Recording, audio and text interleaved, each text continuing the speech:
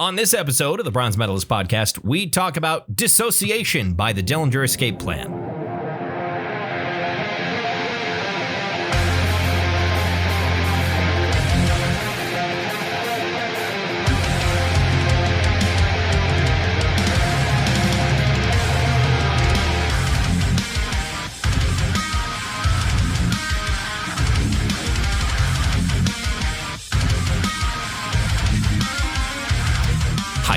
Welcome to another episode of the Bronze Medalist podcast. I'm Kale. I'm OJ. We're two professional you put a weird stank on the J there. I did. Remember Candy used to work with us? That's how she always talked. She always called me OJ. But the problem is that our boss is named Jay. So I never knew if she was talking to me or if she was saying, "Oh, Jay." Yeah. Anyway, we're two professional broadcasters.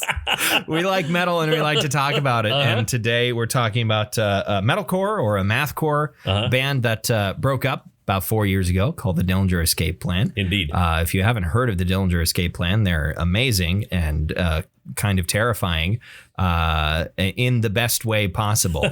And I think they are fantastic. And this is the last album that they put out. This came out in 2016. Yeah. They toured for the album and then they were done. Mm-hmm. They went into this album's release and tour cycle knowing that they were going to be done. Right. Which I think is admirable. But now they all live in a retirement community in Florida. Yes. Yeah. Speaking of living in a retirement community, when are you headed there, old man? I hurt my back. Yeah. Doing what? Eating a potato. Exactly. I was sitting at the table at dinner eating a potato.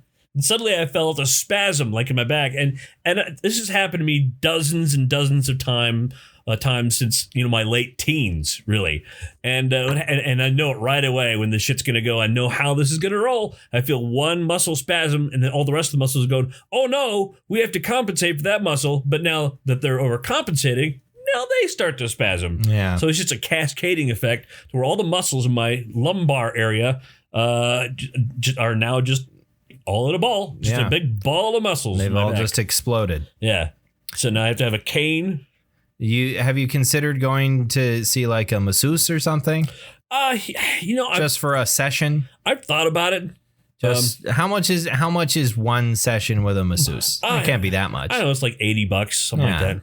Just to see. If you haven't tried it before, maybe give it a shot. Right. It'll probably be incredibly painful, but you might feel better afterwards. Or I might be completely crippled. Or you might be dead. Yeah, or dead. Who knows? What a way to go. Has anyone ever died on a masseuse table from malpractice?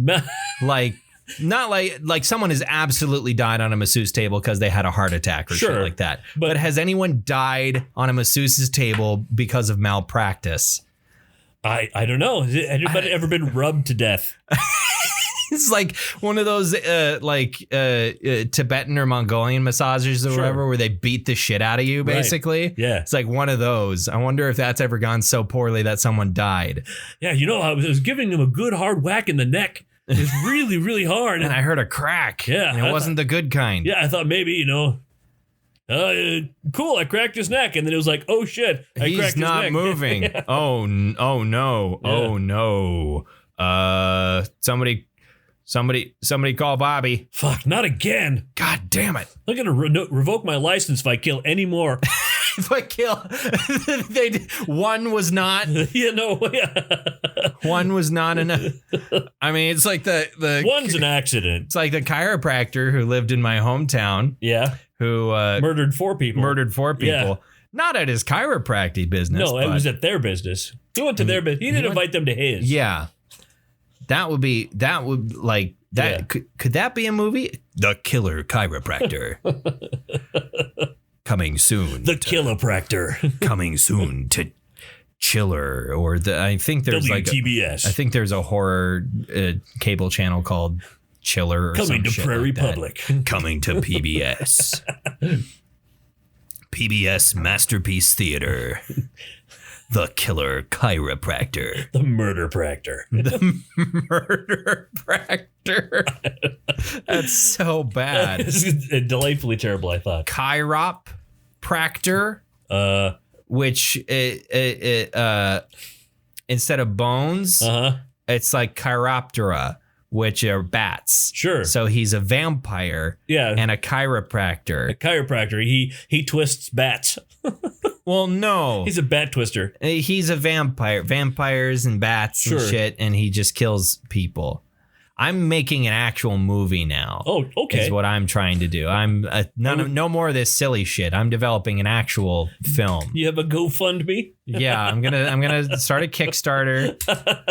I'm gonna post the first couple pages of the script and not have anything else written, but promise that I have everything else written and ask people for money essentially. And then when I run out of patience for doing anything related to the film, I'll take the money. Sure. And move somewhere else. Yeah, that's what I'll do. I'll pull a Jack Glasser from Glasser Photography. Glasser Images. That's a thing that no one outside of Colorado, North Dakota, or Minnesota will understand, or South Dakota. Right. No one outside of the Quad State area. And it's weird that they operated in Colorado because Colorado is not like directly connected. Well, it's connected to, it shares a border with Colorado shares a border with South Dakota, doesn't it? No, it doesn't. No, it doesn't. Wyoming does. Yeah. Huh. It's weird that there is a gap. They're just like, nah, Wyoming's not worth our time. There's nobody in Wyoming. Yeah, I suppose. I understand that. It's just like, we're not going to bother with Wyoming. Fuck Wyoming. What's the largest city in Wyoming? Is it? It's Cheyenne. It's Cheyenne. It would be Cheyenne. Yeah. Cheyenne's population is like 2,000? It's bigger than that. Cheyenne's about the size of Bismarck. Sure. And maybe a little bit smaller than Bismarck. I can't remember. But the rest of the state is far more empty than even North Dakota, which is saying something. It is delightfully empty. It's I wouldn't call it delightfully empty. The emptiest parts of the state are the most depressing. It's the most depressing landscape I have ever traveled through. So not by Devil's Tower? Yeah, Eastern Wyoming. Is what I'm talking about. Right. Because you've got a little bit of the Black Hills goes into the edge of Eastern Wyoming, but the rest of the eastern 2/3, if you cut the state into like vertical slices by thirds, the eastern 2/3 of that state are the most depressing, boring thing I've ever seen in my entire life. Have you driven all the way through Montana lengthwise? Not all the way through Montana. I wasn't that bored in eastern Montana, to be honest. Like we drove through to Billings and then up Red Lodge and up to Beartooth Pass. And like the road to Billings, I didn't think was all that boring because eastern Montana looks exactly the same as western North Dakota. They don't look any different to my eye. Right. I mean, like I'm talking about like Dickinson to the edge of the Badlands. Oh, sure. All that out there, that's nothing to me. That means nothing to me at all. I've driven through that my entire life. It's no different. Right, but I went through what highway? I mean, I think we took Highway 2. We went to Tacoma, me and a friend of mine. Okay. Many years ago, and we went through that way, like through northern North Dakota and then through like central and northern Montana. And it was fence post. I mean, fence post. Maybe it's for hours and hours and hours. Maybe it's different up there, but Medora to Billings along along Interstate I-94. I-94, right. The I-94 corridor is not bad in my opinion. Mm-hmm. I didn't mind that. But eastern Wyoming is just, it's flat, which is not new to me. Right. But nothing is cultivated in the way that eastern North Dakota is. Sure, it's all farmland. It's all farmland, and the farmland is broken up by tons and tons and tons and tons of small little lakes and ponds, which provide a little bit of variety. Yeah. Eastern Wyoming has none of that shit. It's just flat. It's not cultivated. It is nothing but sagebrush and Russian thistle. That's all there is. And massive, well, not massive, but like more pronghorns than you've ever seen in your entire life. It's crazy. That's all there is. You drive by a town. Yeah. It's 4 trailers, and one of the trailers is a bar. And it's probably also a church. Sure. At the same time. And that's a town in most of eastern Wyoming. Like the 5th or 6th largest town in Wyoming is called Lusk, and it's the size of Washburn, where I grew up, with 1,200 people. Western Wyoming, on the other hand, is completely the opposite. You've got Cody, absolutely gorgeous. Sure. You've got Jackson. Beautiful town. Just beautiful town. Also the Tetons there. Yeah, it's just south of the Tetons. It's ringed by this big, you almost want to call it a massif, essentially, which is a French word for like encircling, not really mountains, but like the ridge that circles around Jackson is not quite tall enough to be mountains, just very large, steep hill. But of course, Tetons are in view, and there's mountains all in the distance and stuff. Yellowstone is a stone's throw away. Yeah. Yep. All that is beautiful and gorgeous. Laramie's not particular, or not Laramie. Gillette.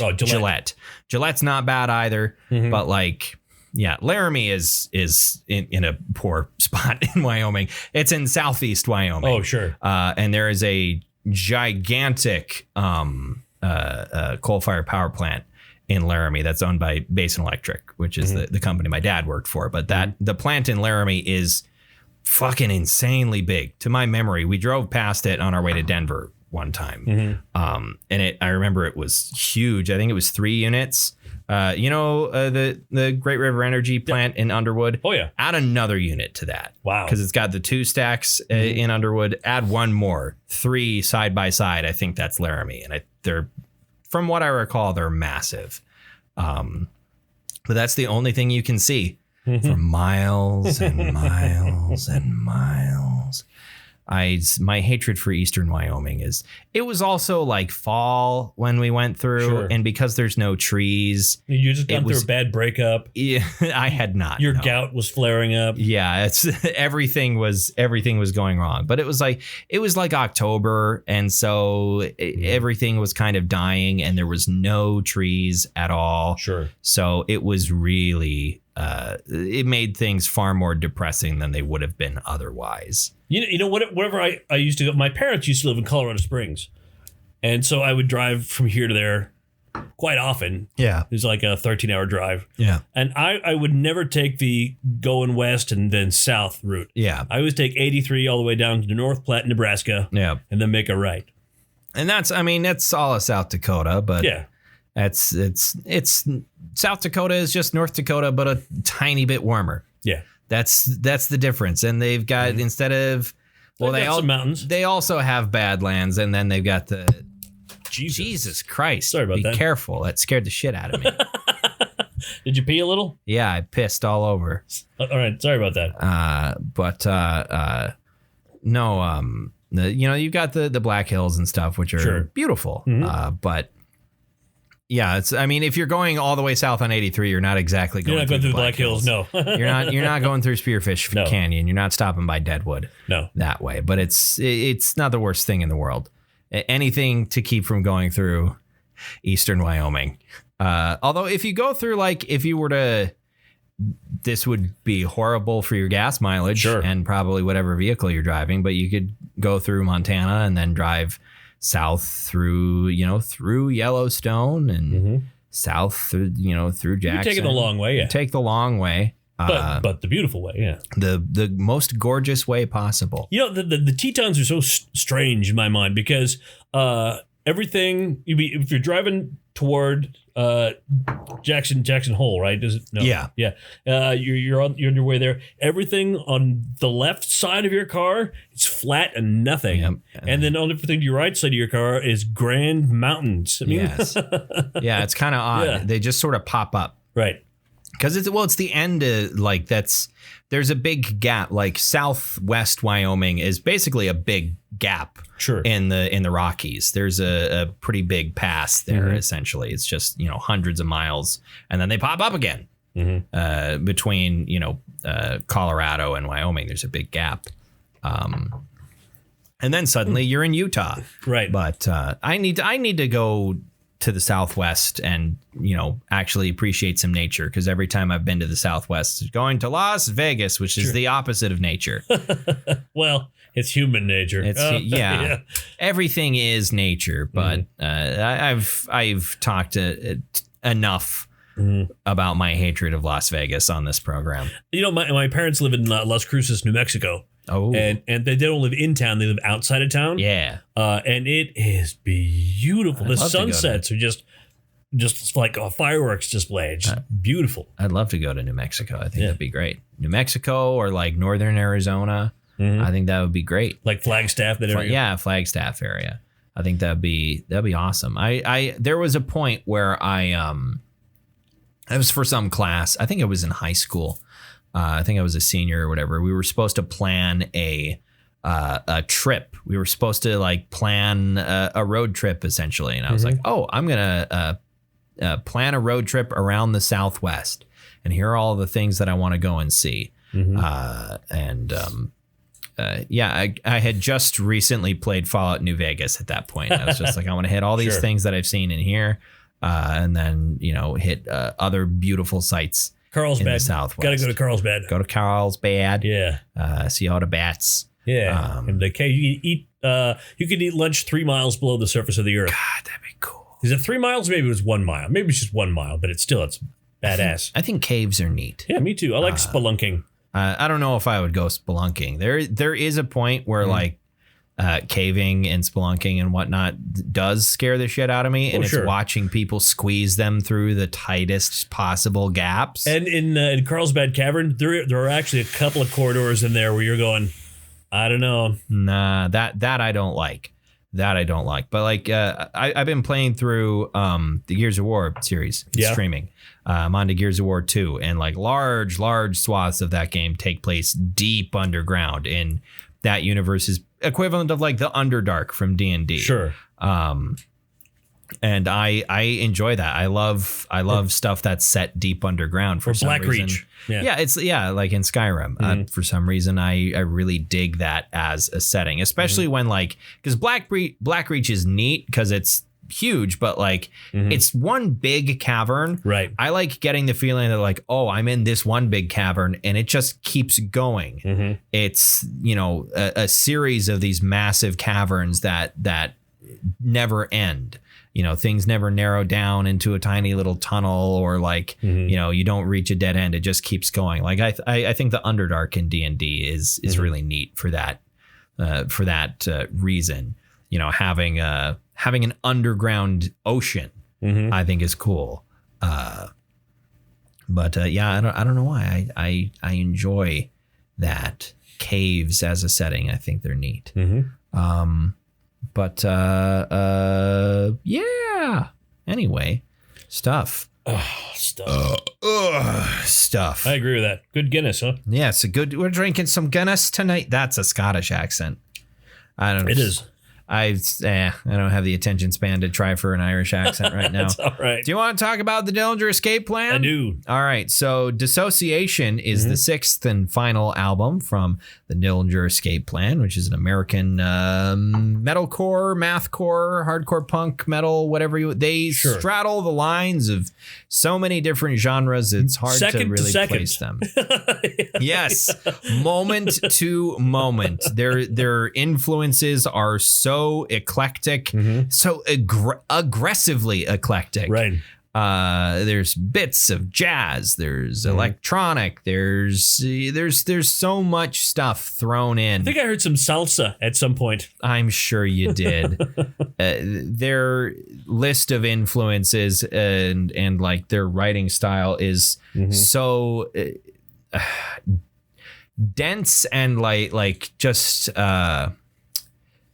I had an adjective there for a moment and it disappeared, but it's difficult to parse, essentially. Right. You look at the list of their influences and you go, this shouldn't make any sense at all. And really it doesn't make like, I don't think it actually does make sense, but it works as something. It makes sense to Ben Weinman. Sure. I don't know if it makes sense to anybody but him. And I guess Greg as well, and the rest of the members of the band. But and there are many adoring fans. There are many adoring. It'd be weird to call Dillinger Escape Plan fans adoring. Yeah, something about that doesn't really quite work out. But the Dillinger Escape Plan was originally formed in the late 90s. Let me pull up a Wikipedia page here. They're from Morris Plains, New Jersey. They formed in 1997. The last lineup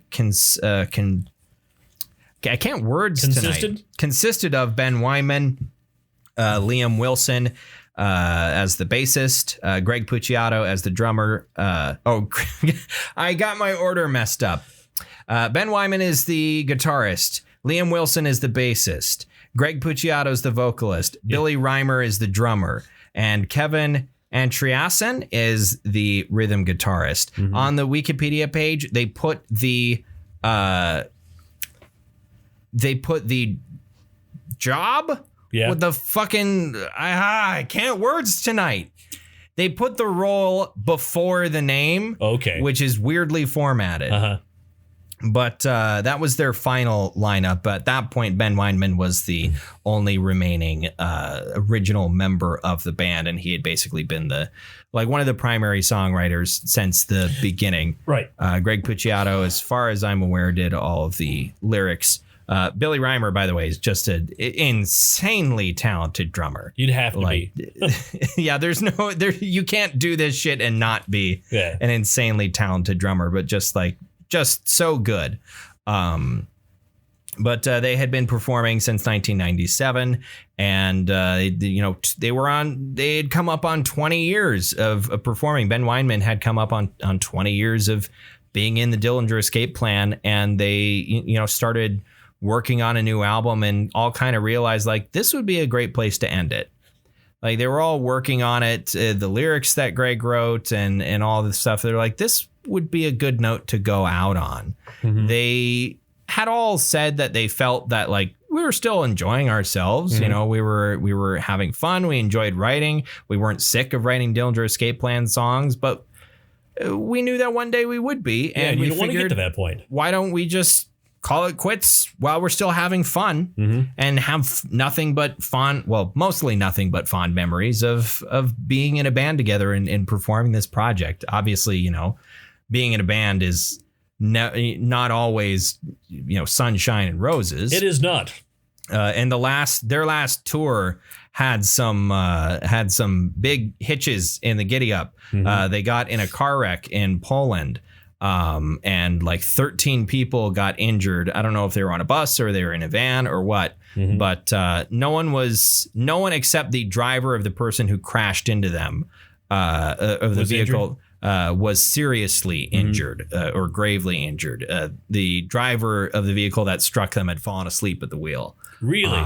Everyone else probably too much kielbasa, possibly. But Greg Puciato tore a quad, I think. And he didn't get it treated immediately. Oh, no. And that sort of spiraled into some nasty stuff for him, and his mental state sort of declined over the course of that tour. To be in constant pain, muscle pain, basically. It's terrible. The man's muscles are huge. So it must have been pretty huge pain because the man's got some pretty big muscles. He's a muscly guy. He is a muscly guy. One of the it's not one of the first pictures. It used to be, but one of the first pictures you would see when you search Greg Puciato in Google Images was a picture of him completely naked, but with an ironing board in front of him and the iron propped up blocking his dick. That was used to be one of the first images you'd see, because Greg Puciato is a weirdo. He's a weirdo, but he's hot, so he can do whatever he wants. Essentially, the ladies love Greg Puciato. There was a point where he was dating porn star Jenna Hayes. Really? Yeah. At that point, I don't think she was still a porn star, but she had been. She was retired. He was Greg. I think gets plenty of attention from the women. I said that weird. Yeah. Plenty of attention from the women. The women. Let me push on my glasses here and talk about why it's weird that good guys never get the girls. Oh no, they owe us sex. I'm a secret incel. But they had basically established themselves as being sort of the genre defining act for what people call mathcore, essentially, right. Which is take metallic hardcore or metalcore or whatever you want to call it and introduce a lot of mathematical insanity to it. Sure. Really go fucking nuts with your time signatures. All the time signatures. and introduce some jazz up into that bitch. Do whatever you want, just make it complicated. Sure. Is essentially the ethos of mathcore. And every song is a theorem. Basically, yeah. The joke that I remember hearing on the internet was that when they wrote songs, how they decided what time signature was going to be, played when, is they'd get 2 dice and just roll them. Like, well, that's a 7 and a 9. All right, cool. I'm doing this in 7/9. Yep. And it's like, it wouldn't be completely out of the question for that to have been the case, but Ben would politely smile and say, "Nah, it's not. There's more to it than that." Whenever that would get brought up, but right. Remember, my band did a song in 7/8. At least part of it was, yeah. I mean, I guess I don't know enough about musical notation and time signatures and stuff to know how difficult it would be to play in 7/8. Yeah, it was a pretty straightforward. So it was a lot of palm muting in 7/8. So well, and the thing is even if it's a weird odd time signature, it can't be that hard to keep it up if it's just that one odd time signature. But if you're doing 12 odd time signatures, then if you're constantly switching between the weirdest shit possible, that's when it gets impressive. And it's the same shit with Dream Theater, essentially. What I love the Dance of Eternity because of that one video of Mike I almost said Mike Patton. No, what's the Mike Portnoy from Dream Theater, basically counting off all the time signatures in a 2-minute segment of Dance of Eternity, and he runs out of breath. The drummer of the band ran out of breath. The most athletic person on stage. But yeah, it's. Are you sure Big Face isn't the most? Yeah, James LaBrie is the most athletic person on stage. Or what about Guitar Thor? Guitar Thor. Or Guitar Odin is probably more appropriate with her keyboard wizard. John Petrucci. Right. Keyboard. Yes, and then keyboard wizard. Do you think this album slaps? It does. And then it stops slapping and it starts slapping again. Yeah. And it slaps differently. Then it slaps in a different way. Yeah. It's all just weird insanity, and I love it. This is, I think, the album that plays the most with like their dynamic quality, our favorite buzzword. But it's more than many other of their albums. I think it features more of Greg's clean singing. It features they brought in like a string quartet. They did for the final last song yeah. and parts of the second to last song, and it pops up every once in a while. There's electronic elements, which is what Greg would. That's basically the whole song. Yeah. Greg went on to do that in a band called the Black Queen, I believe is what it's called. And that's what he does now musically. And yeah, there's so many avenues and different places that this album goes, but all of it pretty dark and angry. Yeah. And he's such a great singer.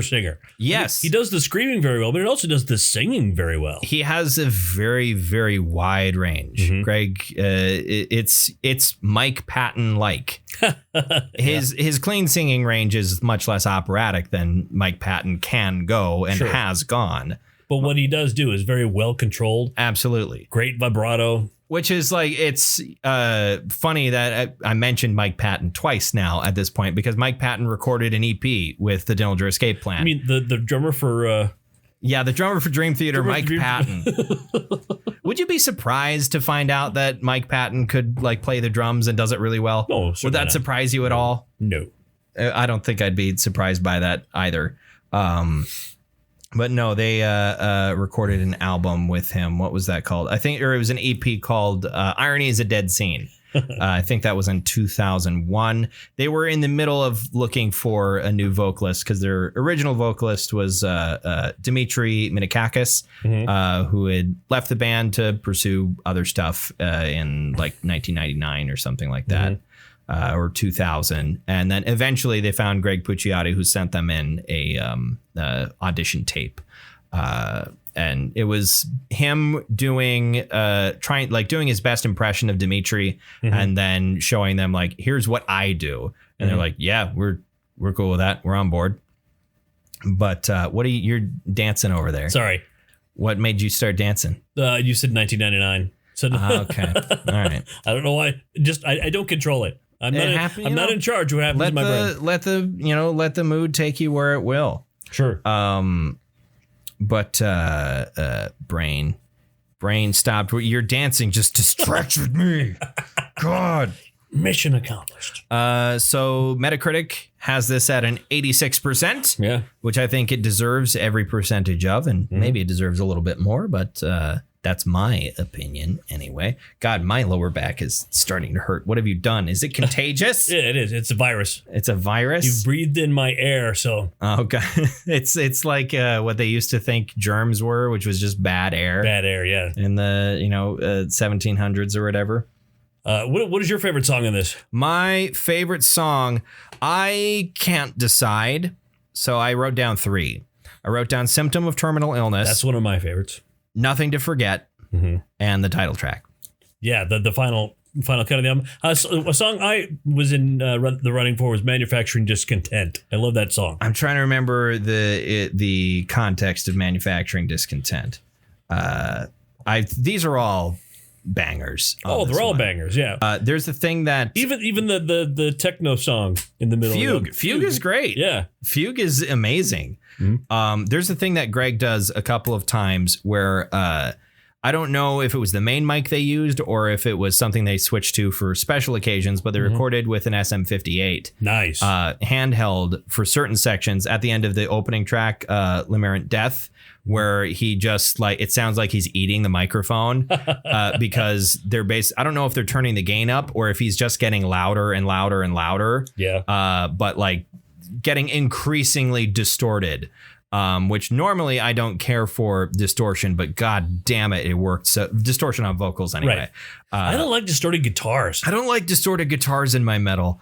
That's why I like Opeth so much, is because there's significant portions of those songs that don't have distorted guitar. Right. But no, the vocals get more and more distorted at several points.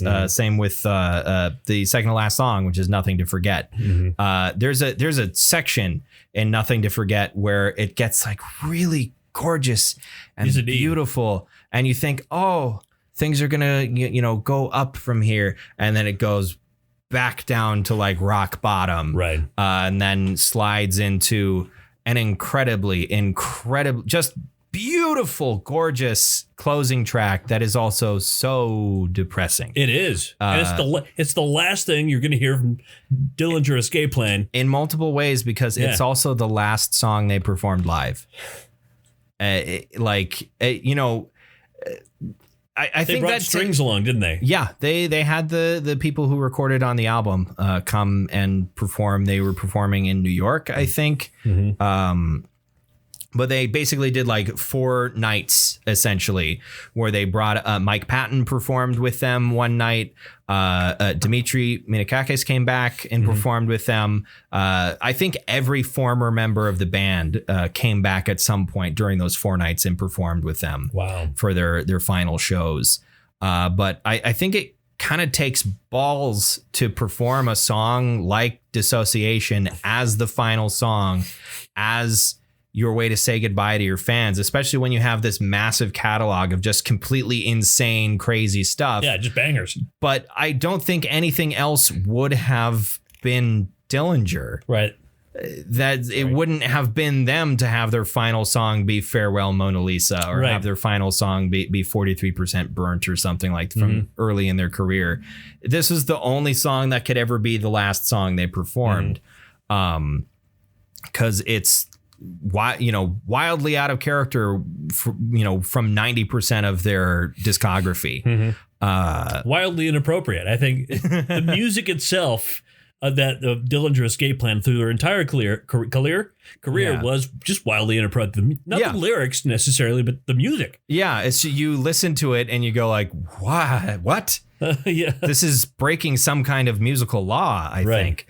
But I don't think they could have chosen any other song to perform as the last song that they ever did.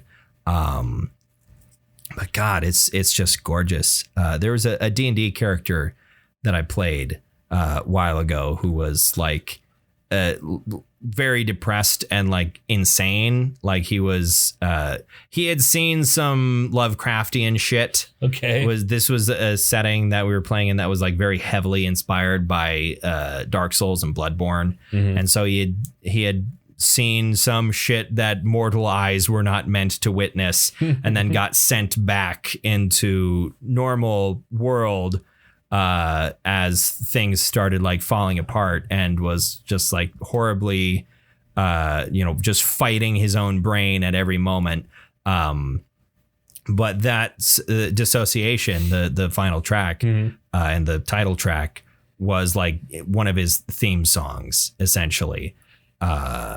But yeah, it's God, I really like that track, but there's a lot to like on this if you are of a certain taste. Right. I can totally understand people not really digging Dillinger Escape Plan because they're weird as hell. They're extremely weird. And where they have gone, the diaspora of bands that Dillinger Escape Plan members have gone on to perform in is weird enough, in itself. There is one called Giraffe Tongue Orchestra, which is like a progressive rock thing that also has Brent Hines in it.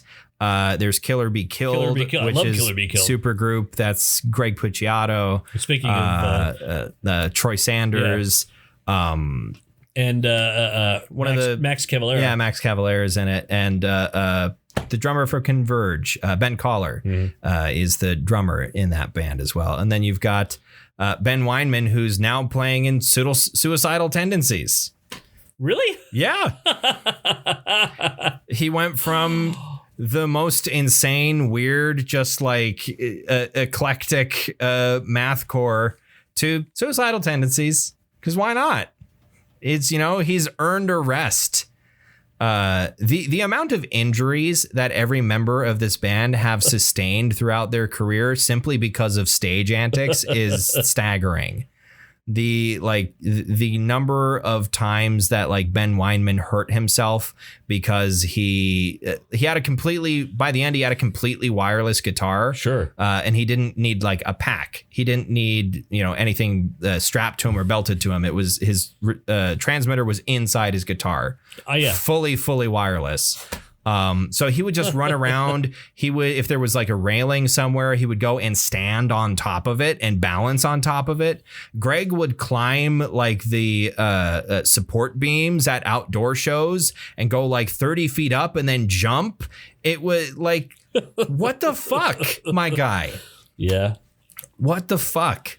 But yeah, just their live shows were insane and dangerous, genuinely. But it's the sort of thing that if you knew you were going to a Dillinger Escape Plan show and you knew who they were, it's the sort of thing that you sign up for, essentially.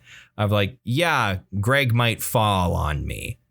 He's a big muscly guy, but he's also not very tall. So and things balance out maybe.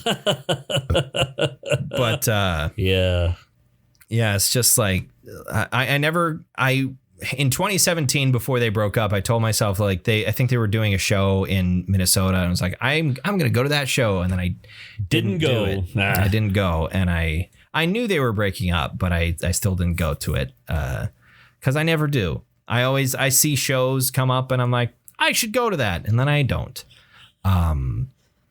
Just because that, yeah, it is. But on the other hand, it's like, do I really? Because I honestly don't know how much I really genuinely enjoy live shows. Like, am I really getting that much more out of this experience other than like I love supporting the bands that I listen to? But outside of that, am I getting that much more out of this experience than I am enjoying it in what I consider to be my optimal way? You know what I've always found is I ask myself the same question, but then the answer almost inevitably always is yes. I mean, suppose it's like I remember there was one band I went to go see in concert. I really wasn't going to see them. Yeah. But when they played, I'm like, God damn it. I'm going to have to listen to everything they've ever made. I guess I almost kind of like Limp Bizkit now. Hey, come on. Like, I know that I've made a lot of jokes at Limp Bizkit's expense, but I don't think there's anything wrong with genuinely enjoying Limp Bizkit's music. I was at Mile High Stadium and somehow Fred Durst played to every motherfucker in the stands. It's like, they were great performers. I guess yeah. There's something to be said for that. And it's, even if I may not personally enjoy that type of new metal all that much, or new metal in general. Yeah. There's some great new metal. Yeah, I cannot fault them for being successful and having qualities that a lot of people appreciate. But I can't fault it. Honestly, I think it's just been too long since I've been to a live show that maybe that's part of the reason why I'm having these thoughts of like, how much do I really enjoy this? It's just been a really long time since I've been to a concert. I think the last like metal show I went to was that Ghostbath concert in Minot. And they have a new album out this year, by the way. They do, yes. Yeah. I haven't. They just put it out. Oh, they put it out already. Out, yeah. Okay, I listened to one of their singles and I enjoyed myself. Because they did regular black metal vocals instead of like the weird like funeral wail that they usually do. Yeah. It was like, wow, this is regular black metal vocals. I already know I like this.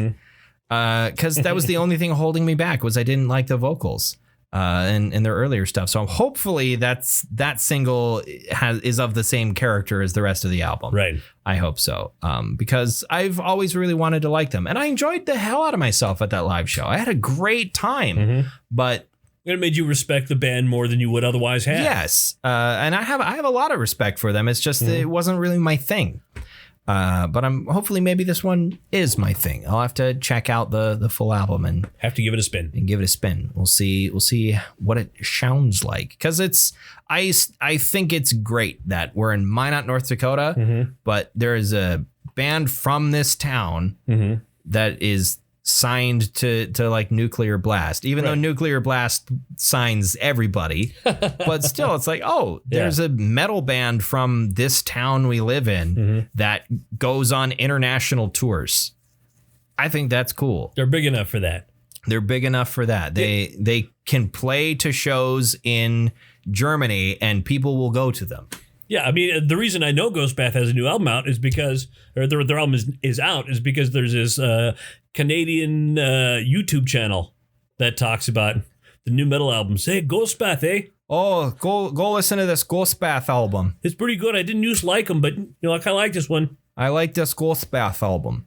Okay, hosers, go check them out. I'm slowly turning into somebody from Wisconsin instead. It's not a great leap. It really isn't. Like, it really is not.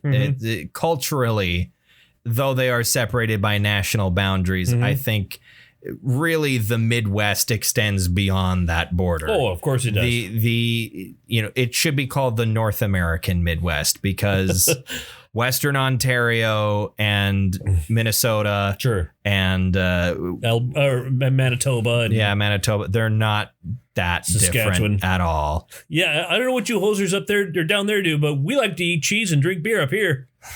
Oh, well, geez, we like to eat cheese and drink beer too. Oh, you're kidding? That's crazy. Wow. Cheers, eh? What kind of beer is that? Oh, I haven't tried that, but I'm sure it's great.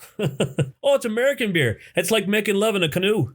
It's fucking near water. I don't think much Canadian beer really has a leg to stand on. Not a lot. They talk big, but if you have a Molson, it's not a lot. It's not.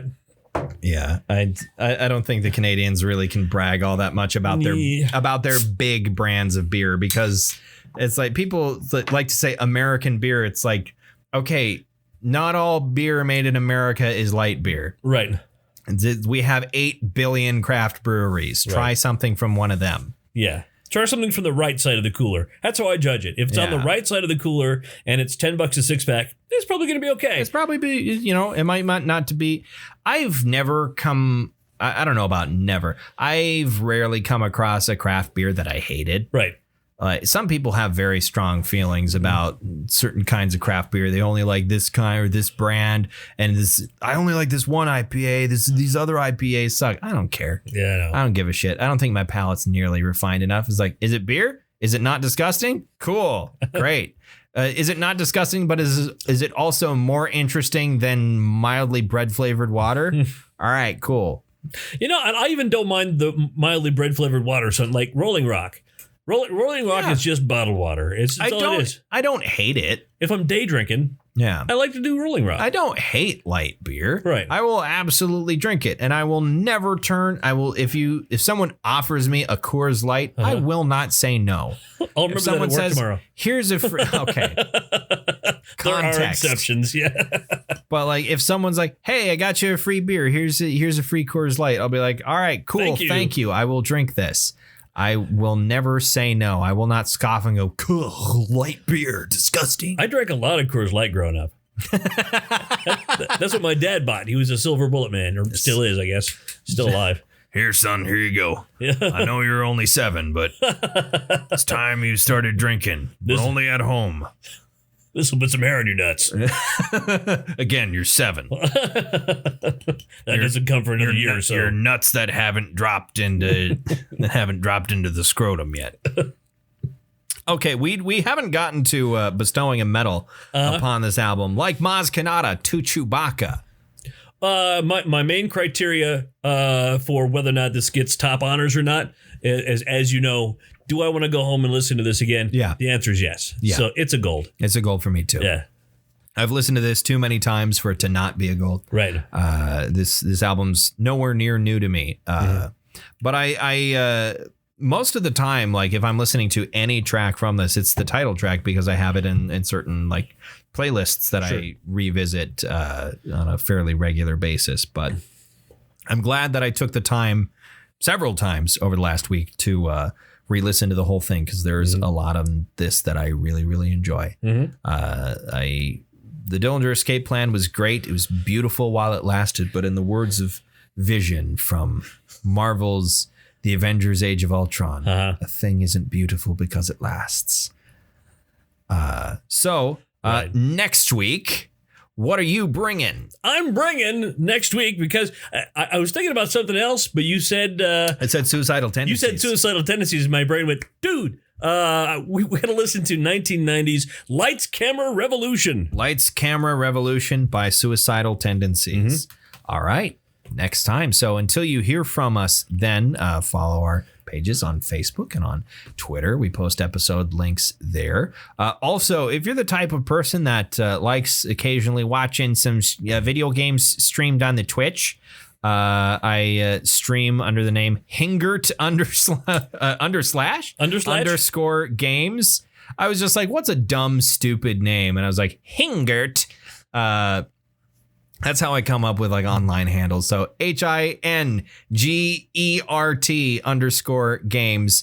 I stream there on occasion. I've been streaming through the Gears of War series of third-person shooters and having a lot of fun with it because I haven't played through those games in a very long time. I gotta tell you, my doctor said I gotta go back in. I got a cyst on my Hingert. You got a cyst on your Hingert. Yeah. Where's the Hingert located? Right below the gefluffle. It's down there. You don't want to. It's a place where the sun don't shine. Trust me. It's all burst-flecked. But I stream there, and if you like that sort of thing. So thank you very much for listening to another episode of the Bronze Metalist Podcast. I'm Kale. I'm OJ. Congratulations.